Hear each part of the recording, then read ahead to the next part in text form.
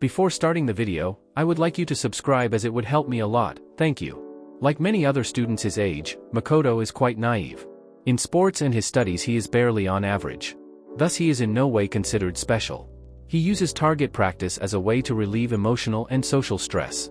It's been shown when he can't target practice he has trouble regulating his emotions. According to his elder sister, Extra Chapter 5, in his perspective of love, he always ended up seeing the girls who confessed to him to the status of family and friends. According to Tsuki, MISUMI's earnest and humble personality has led to many girls take a liking towards him, which is especially obvious for his archery club president and a club activities kohai. As the middle child, Makoto tends to adore his little and older sister, but in the past and currently, he has shown to have a dark streak of sociopathic tendencies. His eyes tend to become serious, lifeless and scary in this state, his voice calm but filled with a cold tone. In this state he tends to try and remain in control of his emotions, but it's very likely he would destroy a nation to save those close to him. He can take a lot of abuse from friends and enemies alike, but he has a strong sense of justice for those younger than him, he disdains bullies, and will protect his friends and adoptive family by any means necessary. When he killed his first human, it was in response to the adventurers he sent to his illusionary city. He acted coldly, unforgiving and pursued the surviving adventurer. Only after thinking of the reason he behaved this way did he realize he was supposed to feel guilt and remorse.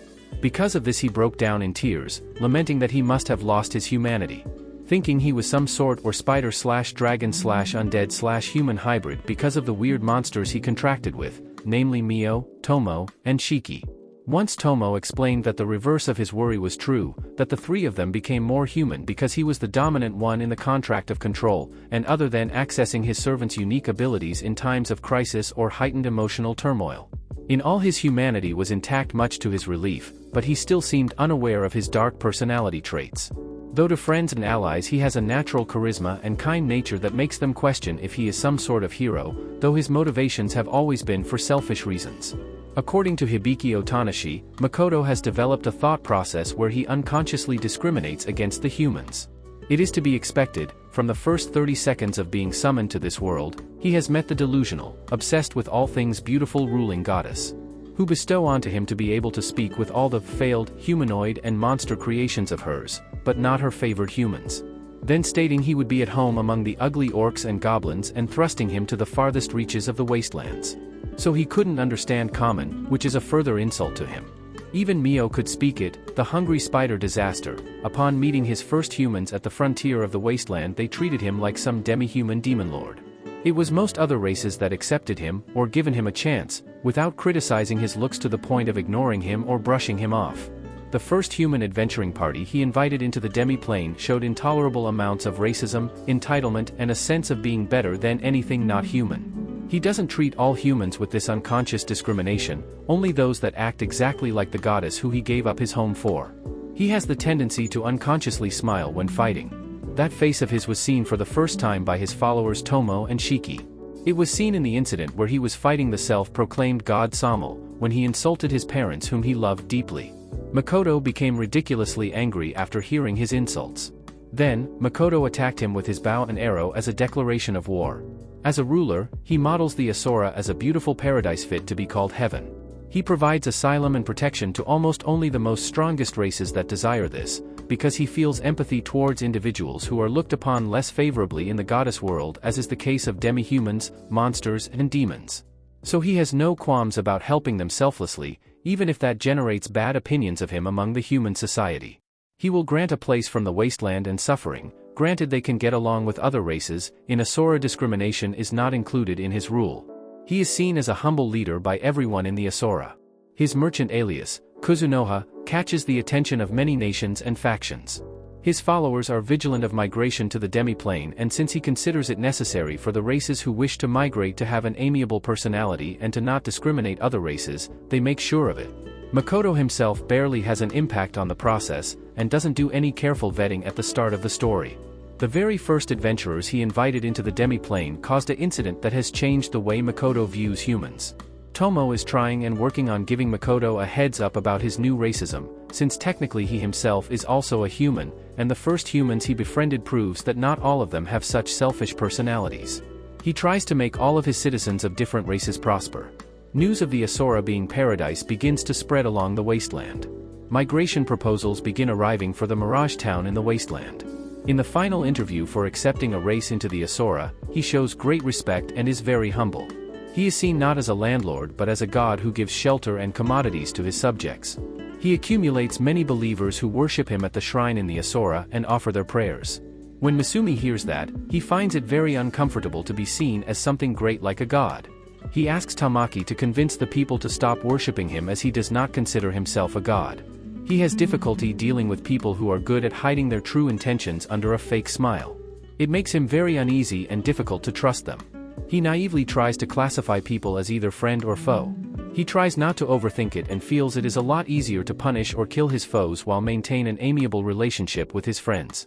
Just as before coming to this world, he still has difficulty dealing with women who have feelings for him and is especially oblivious to certain types of feelings towards him. He is seen as a late bloomer by many as he refuses the advances of many women. When Mio was given a choice to ask for anything she wants for defeating a greater number of mutants in the Academy town, she asks that he sleep with her but quickly hesitates and changes the request.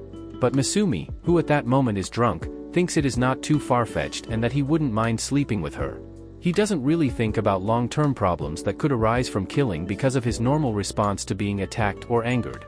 As a result, when he is attacked by the 3 Shadowless class assassins during his stay in Laurel Union, he effortlessly murders them when he remembers that these girls were sent by the hero Tomoki. This causes him to be on bad terms with Pione and Picnic Rose Garden as a whole, as she is close friends with one of the 3 assassins who had her head brutally crushed by MISUMI. His reasoning is that when someone tries to take your life or endanger you and those you care for, it's only natural to kill them. His given name, Makoto, using the kanji, means truth/reality, which is ironic because he was born on the 1st of April, which is April Fool's Day. This has caused his older sister Yukiko to question their parents' naming sense, since she too has an oddity relating to her and her sister's name as well. As for the surname Misumi, the first kanji means deep, while the second means transparent. This surname was given by the goddess to Makoto's parents, when they decided to leave her world and move to a different world, which by goddess choice was Earth, the origin world. The origin of the name is based on the meaning of Makoto's parents' real name in goddess world's common language, with Io meaning deep and Tort meaning transparent. Makoto used to wear glasses when he was on Earth.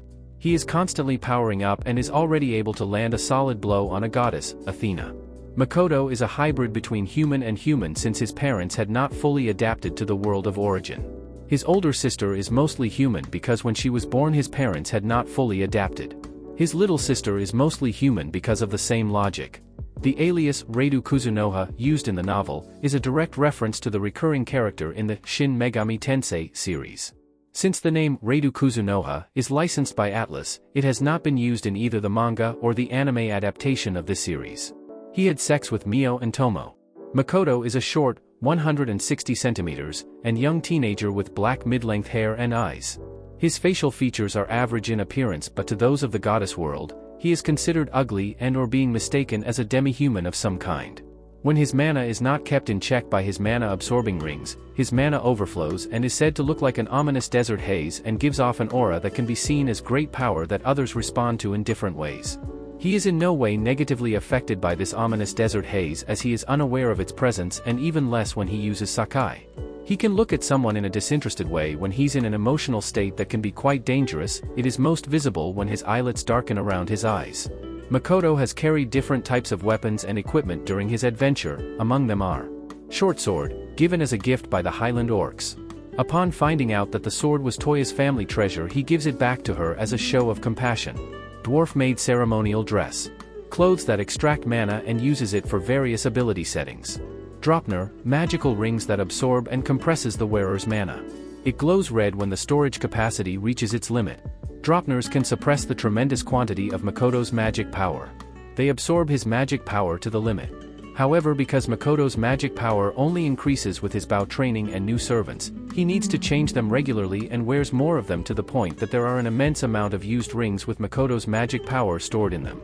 When some humans try to steal some objects like weapons or Dropner in the unprotected workshop of the Elder Dwarves, a large explosion occurs, killing 2 humans, the ones that attempted to steal, Tomo's fragment, Mini Tomo, a Highland Orc, and mortally wounding the Alk's Hokuto, who would have died if not for Makoto treating the Alk's injuries. Since this incident, the rings are carefully put in a sealed treasure box.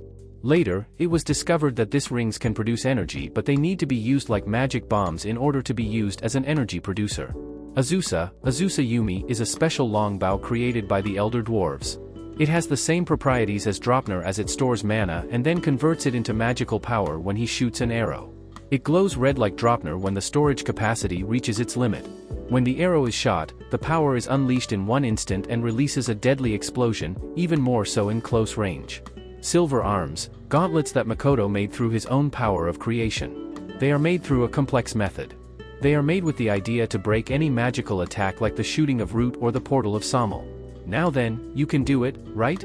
Crush any kind of attacks. That's what I envisioned in you when I created you. If you are truly my creation, you should be able to rip up this closed space.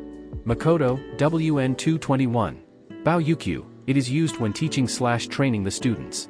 It's similar to a toy bow, even the arrows are harmless, but with the power and accuracy of Makoto, even with a skill that reduces his power, the students say that it's like they died each time they are hit. Ainkeafu. Gibuntu iroha, einkarifu shoukaku owari koron, talking sword that once belonged to Muramatsu yori. It is a long and thin cylindrical shaped sword that calls itself the Sword of a Dragon Slayer. Thank you for watching my humble video. Subscribe, like, see you next time.